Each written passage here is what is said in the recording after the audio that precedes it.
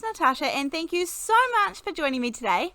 Well, I learned something today, and I feel like I learned it even though I'm probably going to call this video learning from my mistakes. I am one of those people who kind of believe there isn't mistakes. We just learn from the decisions that we do and make, and so that's okay because we are just human after all. So today I'm going to do a bit of a throwback to an old technique, but a goodie. And I love this. It's so simple. I'm going to start off by doing a little bit of ink blending. I have some cracked pistachio, peacock feathers, and some Uncharted Mariner. Now for ink blending, I choose to use the domed foam blenders.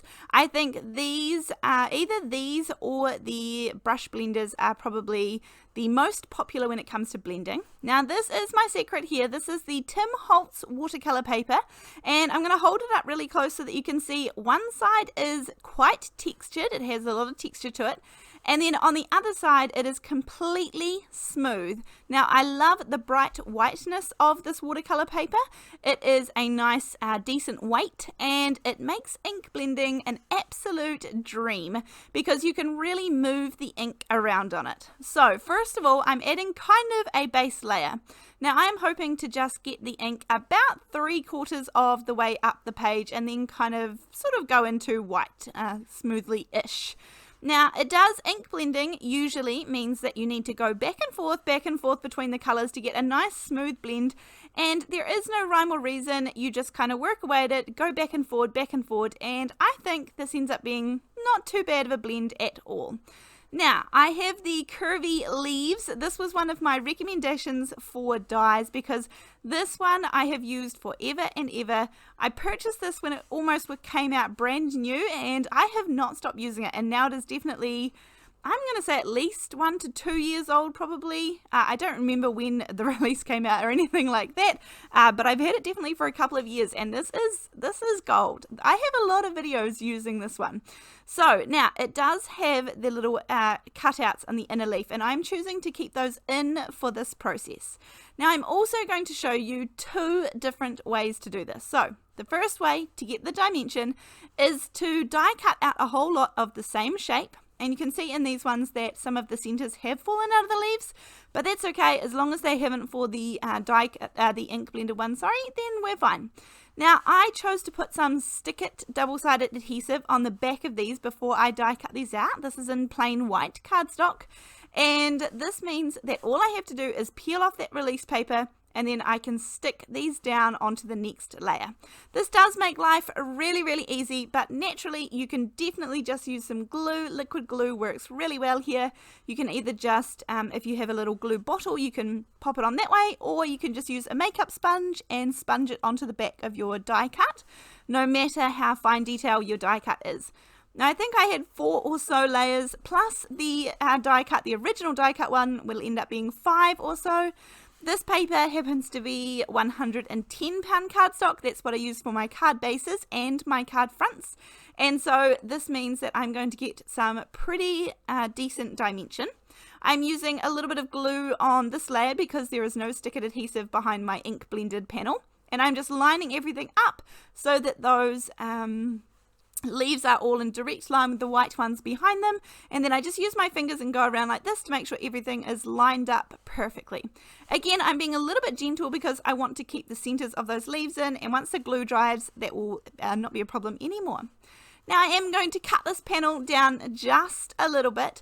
I think any die cut is going to look gorgeous here. You could even use a word. I think all of the above is going to look beautiful. One big feature focal die cut will look gorgeous. Now here's a little hack I've showed previously. This is the Winter Borders set from Spellbinders, and this one has so many uses. But if you do not have a rectangle die that has got stitched borders or faux stitching or something like that, then you can just use these singular ones and pop them on all 4 sides, and this makes it look like you had the perfect size rectangle for this design. So I'm using the little crisscross pattern, and I'm going to pop it through all 4 sides, and that way I have a really gorgeous border, and it looks like I had the perfect rectangle die when in reality I just used all of these single ones. And again, I've done a whole video on how to use those winter border dies, so many different ways, and you can apply it to any border dies that you have. I did a whole video on lots of different ways to use them, so I think this just finishes off a card really nicely if you're doing a relatively simple style.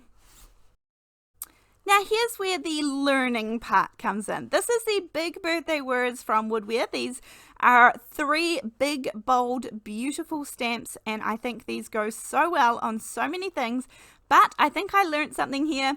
I was going with this fine detail one. I originally had wanted a smaller text to kind of go up the top there so that the white space doesn't get taken over, but I thought this one would look really good. And I stamped it out in some VersaFine ONYX black ink, which is fine. It's stamped beautifully. It's looking good. I realized as soon as I had done it that this was not the right type of stamp, but at this point I'm not going back, and I'm also going to show you another version. In just a second we're going to make it using another method for the dimension, and you'll see once you see them side by side which one, in my opinion, of course, I think looks a little bit more appealing. So I am putting some liquid glue all around all those little leaf parts, and this is going to sit flat against my card base. I did trim this down a little bit, so the card base is 4 1/4 by 5.5 inches. I also got a couple of glue splotches when I did that on my distress ink, but you can barely see them, so we will leave them there. And if you end up doing the same thing, then you can just use some enamel dots or some drops or something like that and cover those up. Now I'm going to put this directly back in place, so kind of if you shift it to the side you get to see that beautiful white underlying cardstock there, and I love that look from the side. From the top it looks pretty plain, and then as soon as you shift it a little bit it looks gorgeous. So with those glue dots, I think I actually am going to add some enamel dots. I can see them here in the video, so I will add some little drops later on. But this one I want to do for comparison. Now this one I used candied apple, spice marmalade and mustard seed Distress Oxide inks. And for this one we are going to use foam instead of using all those layers. Now I'm also going to use a different stamp.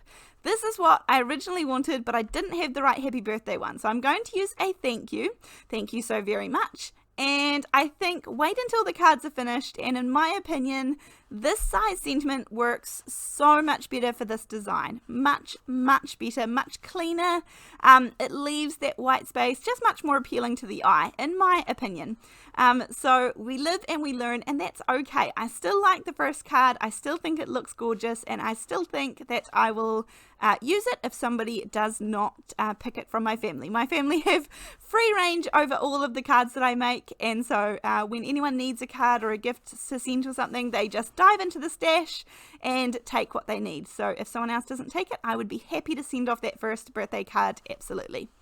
Now here you can see I actually skipped the border part as well, just because I was making this comparison one, but I think it would have been nice if I had added it. But again, it's just nice to see a different comparison between the two. I'm going to add this one in exactly the same. Again, this one just has the foam dots behind it, and I think this one looks perfectly fine too. Surprisingly, I think that you really can barely tell the difference. For all of the cardstock and the stickered adhesive that the first one uses, this one looks just as good to me, and I also like the sentiment much better. So 2 very simple cards, but those are my cards that I have created today. Let me know. I'd be really interested to see which one you prefer, the larger sentiment or the smaller sentiment, and remembering this really fun, quick and simple technique for card making. As usual, I will have links in the description box down below, and I really look forward to seeing you in the next video. So thank you so much, and I will see you then. Bye!